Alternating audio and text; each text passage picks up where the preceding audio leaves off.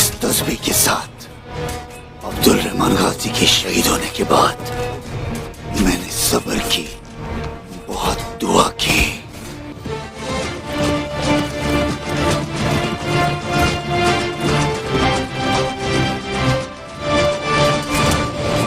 मुझे फख्र है कि आखिरी बार जिसे तुम देखोगे वो मैं हूँगा, हमसे साहब।